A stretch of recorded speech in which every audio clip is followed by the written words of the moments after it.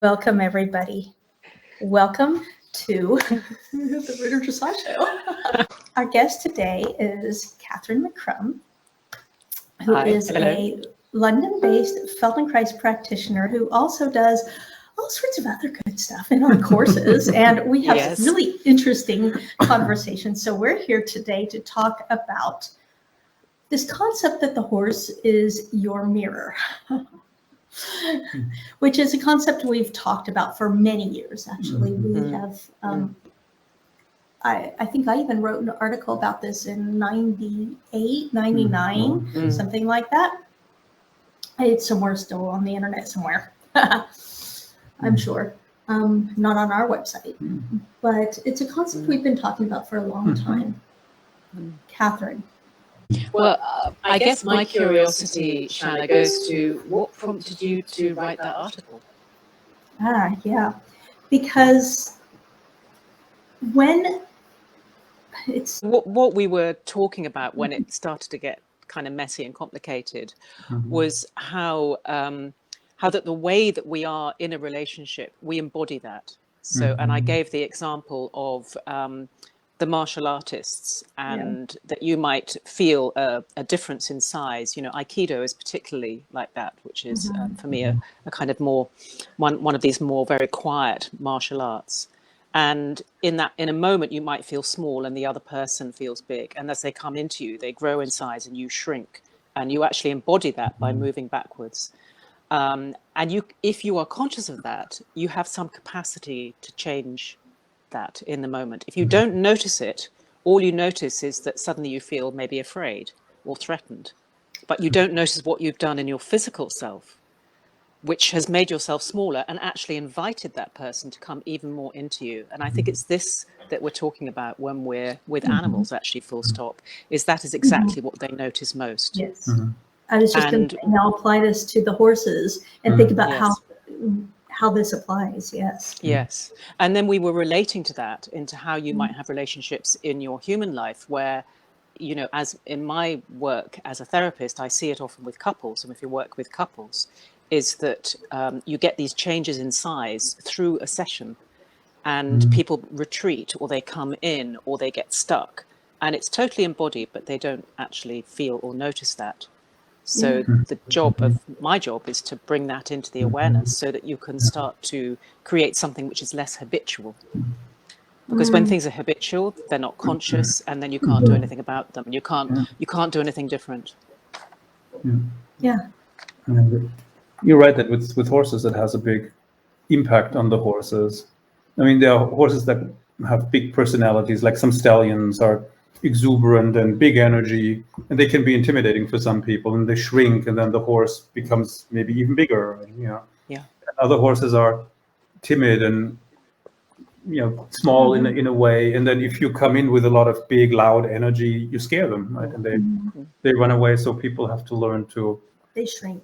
They have to learn to see or feel the effect they have on the horse just with their energy, and then they have to modify it, make themselves smaller, the energy bubble smaller or bigger, or louder or quieter, so that they don't scare the horse, but at the same time the horse has to kind of take notice that you're there, and instead of just bowling you over, which some horses may do. And I think that if that is fluid within ourselves, then it can be the relationship can be even more alive, if you like, and fresh in the moment.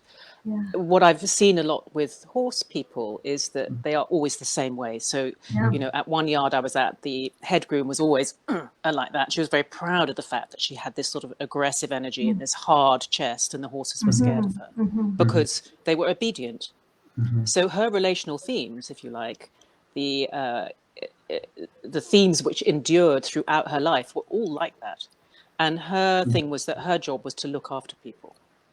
But part of the way that she looked after people was to be powerful and for them to keep them small, so that she was the leader. And for some horses, I'm sure that was effective.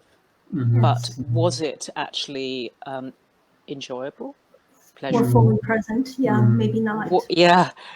Was her body permeable and available when she was riding, so that her horse could also become permeable and available and yield to her aids? Not what I saw, no.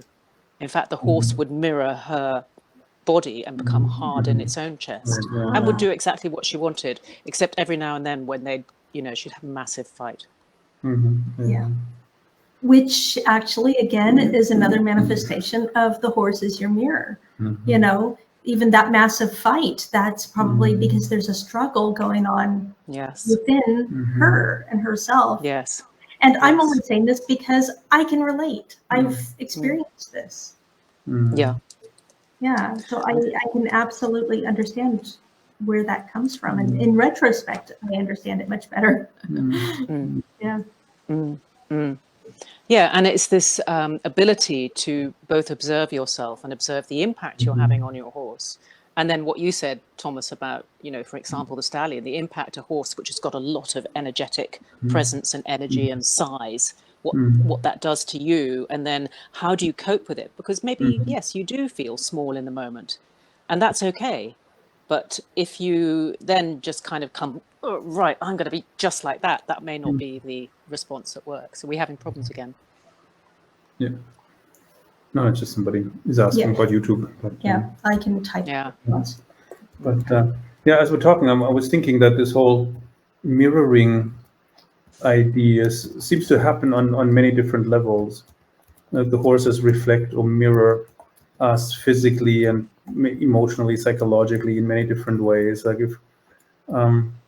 if we're stiff in one hip, the horse will become stiff in that hip. That's a form of mirroring too. It's maybe a little bit more mechanical in a way, because if we're stiff in one, the horse's hip on that side, or if the rider slouches, the horse will also sort of collapse in on himself, or drop the back and invert. Or if the rider is unbalanced, the horse will be unbalanced. If the rider is crooked, the horse will be crooked. And sometimes it's happened to me that the horse I was trying to work with seemed, I don't know, irritable, and just different, not really emotionally grounded or balanced. And then it took me a while to realize that I was irritable, and that the horse, in a sense, reflected that mood, that I wasn't even aware of myself. Yeah. So it's in very small, subtle ways. Sometimes they, mirror us, I guess, and sometimes in big ways. Or. And it's interesting because as we talk, and I noticed when we thought about the theme for today, I was thinking, well, yes, but is it really a mirror? I don't think it is a mirror, because a mirror suggests you see something at exactly the same time, and I don't think it's like that. I think actually there's this constant shift between one leading the way, the other following or responding, and then vice versa. So it's much more oscillatory than that for me. A mirror feels quite static, and I don't think this process is static at all. I think it's extremely mobile. Yeah, everything is always mobile and dynamic with horses. Sometimes it's a little bit like with magnets, the same pole, same polarities reject each other. You can see that too, that if you come at the horse with the wrong energy, you reject it, or the horse goes away from you. He feels repelled by you. If you come with the right energy, the horse comes to you. It's like the opposite poles of the magnets that attract each other, that sort of thing. Yeah, I mean, if you go into a pasture or into a stall and you have a little bit of a sensitive, timid horse, and you approach it with movements that are too big and energy that's erratic and scattered, they will run away from you. Yeah. It's like these magnetic equal poles that repel each other, and then there's no way you can get to the horse, no way the horse will come to you until you change your energy. Yes. Yes. Yeah, and I think it's interesting also because in a sense I think all of us have a whole set of beliefs about ourselves and about animals and about how we are in relationship to animals. So maybe we're, I'm always kind to animals. I couldn't even imagine a situation where I was unkind, for instance, that kind of thing. Or you see a tiny little thing and you go, oh, that's so sweet, that's so sweet. And you see something large and scary, and go, ooh, like that. And those sort of things I think also are playing out in the situation with your horse. You know, I keep on coming back to this, you know, the idea of the stallion. And when people say stallion, think of everything that goes with that. You know, it's confrontational and big, and you know, straight away I imagine a horse rearing and like striking, you know, and then aggression, you know. Yes, but actually, from what you've said, Shana, you know, you have a lot of experience with owning stallions. That isn't how they are with you at all. Yeah, they might have that capacity within them. Be. They have that side to them, but so do other horses too. You know, and so do we, by the way, and so do we. Yes, yes. And I think that's kind of what I meant about the, you know, if we say, oh, you know, that little animal, oh, that, and I'm always kind, that isn't actually true. Yeah. You know, what is true is that when you see the stallion going like that with the aggression, and you go, oh, that's scary, that's also that is probably a part of yourself that you're not able to really be in touch with. Possibly. I'm just throwing it out there. Yeah, good stuff. Very interesting thought. I put on the screen a comment from a Facebook user. I have actually transitioned into asking Bear to show me what's going on in my body and person now. And exactly. And she continued with, he will show me where my body is holding tension. Okay. Yeah, I was wondering if it was. Yeah. The next one too is part of it. Yeah, I know. I'm trying to get there. So, or there is an issue, shoulders, head, etc. That's very interesting. Yeah. And then, there's another one that I thought was interesting. At the clinic I attended recently, I think this is Carla, the clinician said the horse is more of a shadow opposite than a mirror. If you are abusive, the horse becomes timid. If you are too timid, the horse becomes pushy. And that's an excellent point too. That's absolutely true. And I think that's, for me, that's more what I think of as a mirror. Is that they show you how you are impacting them. Yeah, exactly. And, you know, rather than we're moving exactly like twins, you know, I'm aggressive, the horse is aggressive. That isn't how I experience it. Right. Yeah, exactly. I mean, it's really the term reflection. Really, the horse is reflecting the impact of your energy on him or her. Rather than it's not showing you exactly what you are, it's showing the impact on them. Yes. This is another very interesting thing, is that you start in, you know, you go to your horse and it's just the two of you and you're together in the arena. And then maybe you've got a lesson booked, and the person who comes in, who's teaching you, immediately that changes the relationship because there's a third person in it. So the situation changes, you change because you're now in relationship both to the person who's teaching you and to your horse. So you might have certain relational themes around teachers. I need to be a good student, or I disagree with everything that anybody in authority tells me, or whatever your thing is. Or even and that starts to play out. Types. Yes. You know. Yes. Yeah. Yeah, it sets into motion, you know, our habitual ways of dealing with that personality type. Yes. You know, which can show up in all sorts of ways. Yes. And I know that I've talked before about being in a situation with a certain type of teacher, which I've come across in the riding world, but I'm sure they're everywhere, where this person will take charge of the situation. And when people take that type of charge, I become very mute.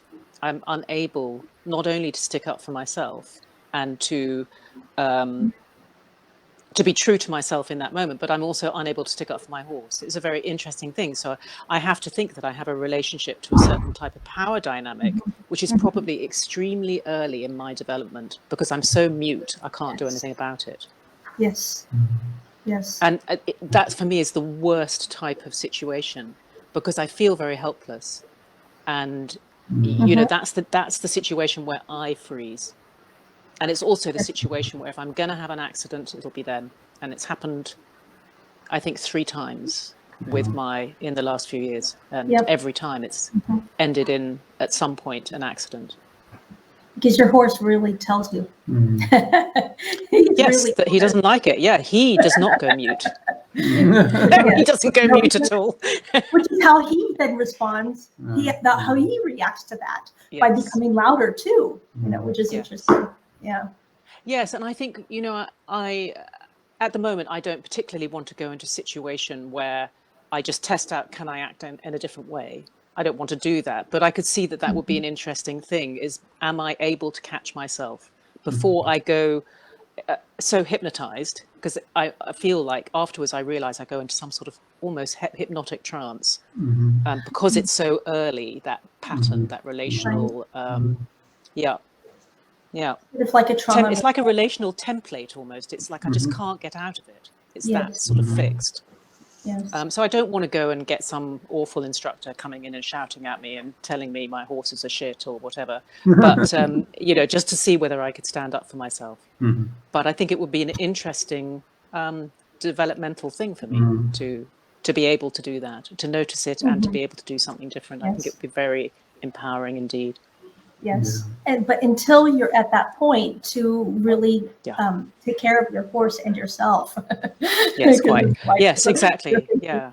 You can make really careful decisions about the kind of people and energy that you allow into your space when you're riding. Yes. Yes. And so that's another example, isn't it, of the horse being the mirror. So he showed me how I should be responding, which was far more aggressively in a way. And my old relational pattern played out despite what he was telling me. That's so interesting. Yeah. So interesting. So somebody's asking some sort of emotional flashback dissociation thing. Like what you're experiencing, I guess, is No, I don't think of it as dissociation. I think that's far stronger and to do with a far stronger situation than I would have had. I've got I don't have a kind of traumatic early developmental history. I do know what you mean by dissociated, because I have worked with people who go into that state, like a fugue state. It's not the same. No, because I'm still thinking, I'm still functioning, I'm still on my horse. I just, I lose my ability to do what I want. And that can happen in a very benign way too. You might have a teacher that you admire, and with the teacher that you admire, you might lose yourself too. And that could be a positive thing in that they take you somewhere that maybe you didn't know that you could go to. But it is another version of it, in my opinion. Interesting. Very interesting. Yeah. And I mean, if we're going to get into that, I'm the youngest child, and my sister's bossed me around a lot. Oh. Yeah. So, it could be as small as that, that my older sister was 6 years older than me. And, I didn't have the capacity to, to stand up for myself. I just wanted to please them, so that I could play with them. Yeah. So you pleased this person, your sister in that case, by getting quiet. Yeah. And just doing what they wanted. Yeah. I was thinking about how I respond in similar situation. I don't go mute, but I mimic. I'll mimic their energy, and I take on. I replace myself with them, essentially, right? And so instead of relating to the horse, how would be authentic, how I want to relate to my horse, suddenly I start to, I throw that out and I relate to the horse how that person relates to me. Yes. Yeah, and that's not always good. No. Yeah. No. I know where that comes from too. It comes from dealing with they're growing up again. But it's a pattern. But being aware of that can help us to actually, that awareness can help us to maybe even heal and work on some of that. Yeah. Because I think exactly, because it is something that was needed at a certain point in your life or in my life, and it's more for this is why I was talking about the mirror for me is too static, because I think all this stuff is incredibly fluid and mobile, and if we can stay caught up to ourselves in the present, we can then check in and go, yes, that worked for me in this situation with this teacher. She's not my older sister, It doesn't matter if I don't do what she wants. It doesn't matter if she's not my friend. You'll laugh, actually. My middle sister used to make me pay her to go into the kitchen. So, and I did for years. I gave her my pocket money so that I could go into the kitchen. But I don't have to give that instructor my pocket money, do I, in order to stay friends with her? Oh my God. That is funny. Clever sister. She was clever. Yeah, she was. Rich and clever. Yeah. There's a reason why she's rich. It worked really well for her. Not so much for me. Yeah. I think there's yeah, go on. Yeah, sorry, just a comment to those of you saying that I guess we're not streaming to YouTube. We couldn't get it to work, and it won't even let me comment here today. It's so weird. It's personal. Yeah, it won't even let me type a comment. It tells me I don't have permission. Yeah. Guess we'll have to put it up on YouTube afterwards. Yeah, then. we will. We'll upload Yeah. it later. Sorry, guys. Maybe chop off the first 15 minutes or so. Yeah, exactly. Yeah. Okay, let's see here. Comments. So somebody says, I lose my ability to stand up for myself with riding instructors that I feel I can't have a conversation around the instruction during a lesson, helpless to stand up for myself or horse. Yep. Yeah. That's exactly it. Yeah. Yeah. And there's another one. The dynamic of having a lesson with different personality types is something which, as you say, can be traumatic and detrimental. I've also been there a few times, even though I am the oldest child and the bossy one, but in that lesson, I think it must continue. Yeah. I think I want to be the good student and continue to try hard, even though my gut is telling me to say no. Interesting dynamic. That's Sonia. And and actually, Sonia, Sonia is a friend of mine, so we've had a lot of chats about this, and I'm really interested to hear how you embody that because there's a push-pull in that. There's the wanting to be a good student, and then there's the internal no, and that will exist in your body. And I imagine it'll exist in muscular contraction, and the muscular contraction is something your horse will feel and respond to. And respond to, yes. And then when the horse responds, what happens to you? Do you then do more of something, or do you notice and do less of something? I know from what Sonia's told me, that she understands that that's the time that she recognizes that she's gone into something, and then will start to soften herself. So see, that's where the work pays off.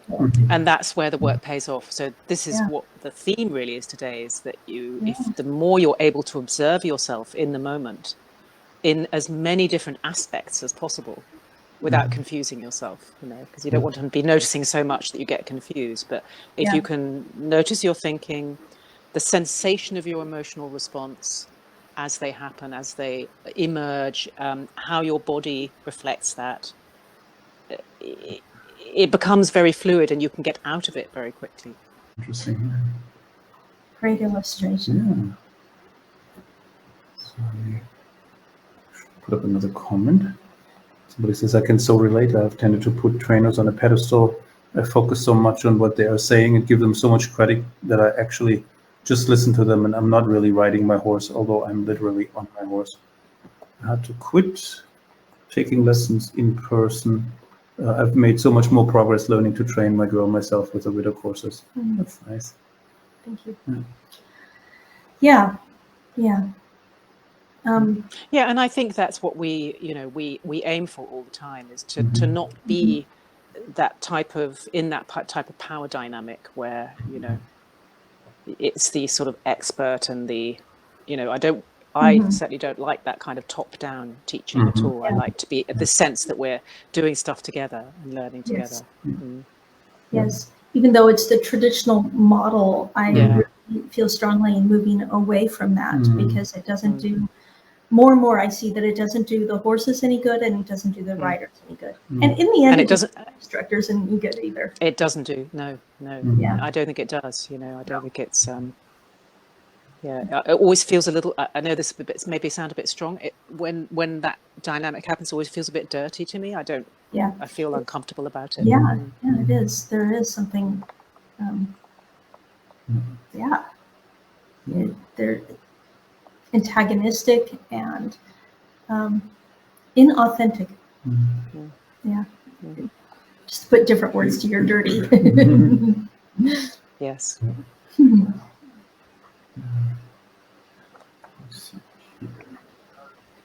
A few more comments and then we'll end for today. Yeah. Sorry. Somebody says, I broke with a trainer because Indira was getting worse, but it was difficult because I trusted him and we had a good connection. Sad to feel guilty about that, but horse has the biggest priority for me. Yes. I mean, I should say, though, if you have a good connection with the person, then maybe there's an opportunity there to bring this up and talk about it. And in that, heal an aspect of that relationship between all of the dynamic of all three of you that is ready to be healed. Just putting it out there. If the person's open to it. Some instructors are just really not open to it. They're not ready, they're not open, but if you have a good connection with this person, maybe they're open to this. You never know.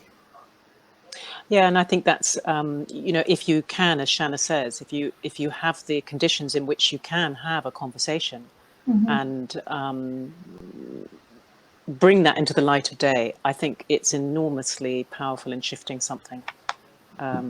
It's this idea that where there's a rupture, there's this possibility for repair.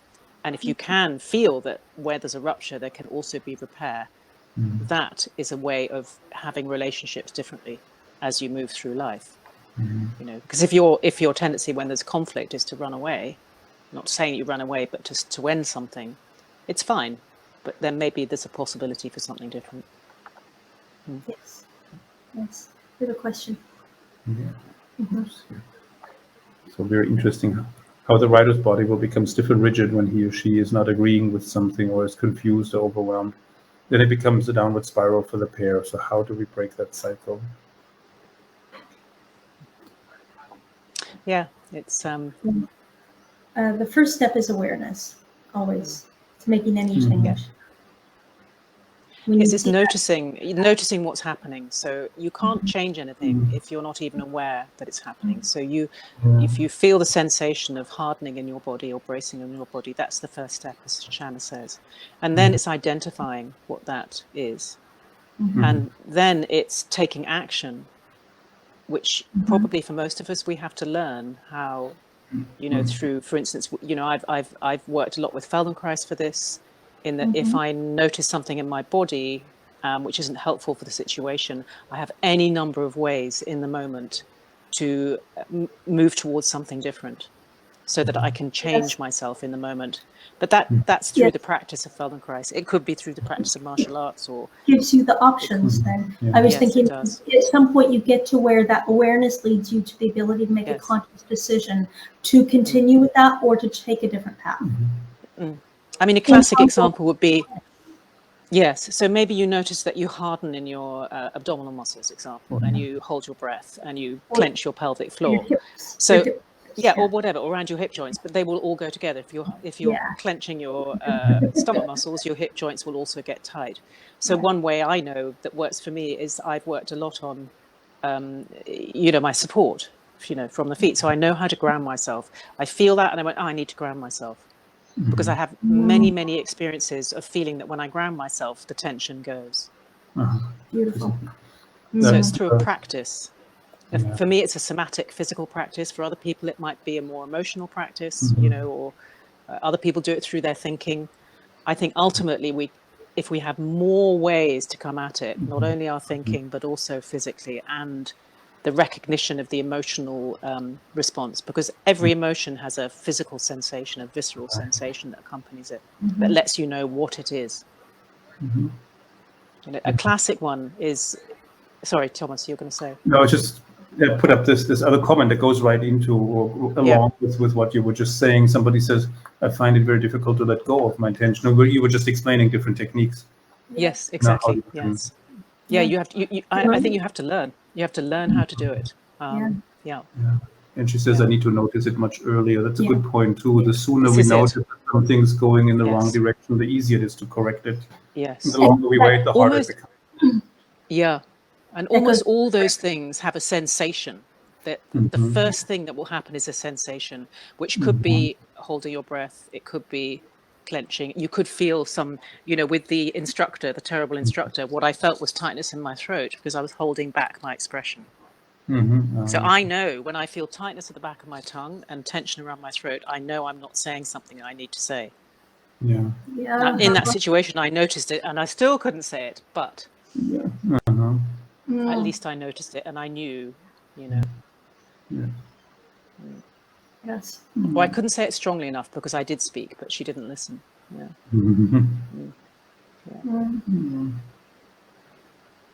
Here's somebody is saying, Catherine, thank you for this reframing of coping with conflicts. Just fits perfectly in the moment of my life. Bring it up and take it as a change for development. Yes. That's nice. Yeah.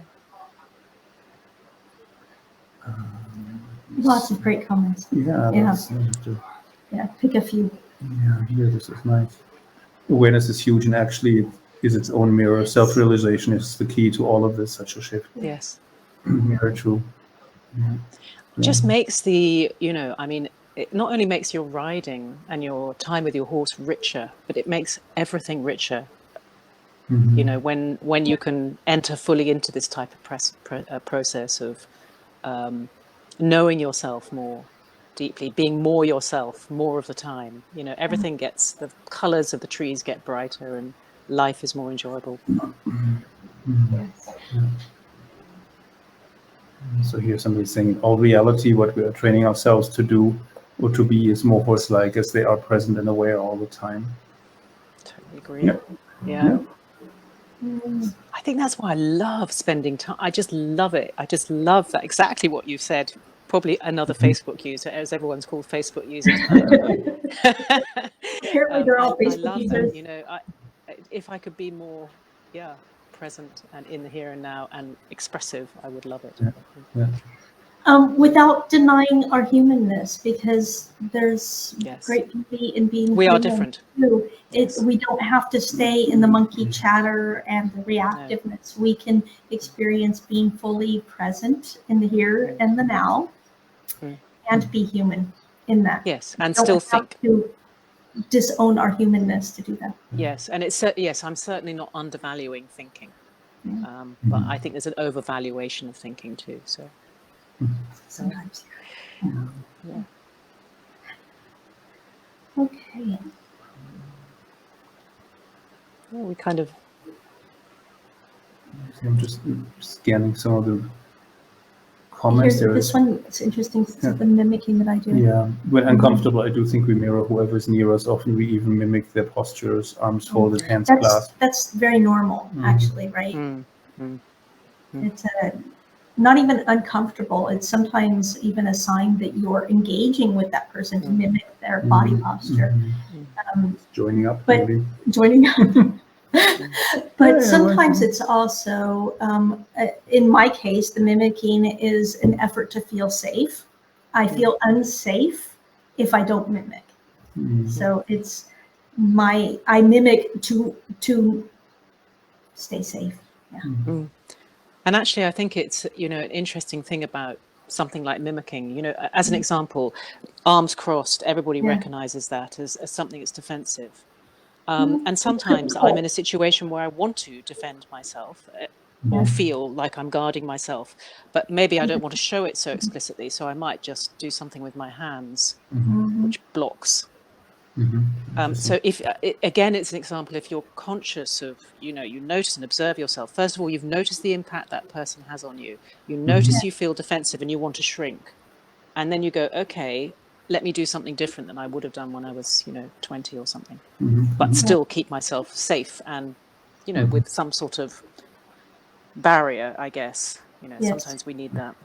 It's about having that conscious decision, that conscious choice, to be able to, you can then choose to, no, I'm going to stay like this because I want to own my defensiveness. Yeah, you might want to, and you might I'm want okay to with that, or maybe you want to, not reveal this, and so you'll maybe even mimic. That's what I mimic if I'm uncomfortable, them, because I want to be safe, because otherwise, I feel vulnerable if I don't. There's me being. That's good. And exactly. Yes. Yes. It's not easy to. It's not easy to speak about our vulnerabilities, and and yet they are at play all the time. Yeah. And they are at play every time we're with our horses. It's a funny one. Oh yes, this fully present place has spilled over in all areas of my life, even with my husband. Yes. I find with my husband there are times when it's just better not to be present, Just get on the internet, zone out a little bit. And I'm sure he feels the same about me. That's funny. It's even funnier because I know you too. I know.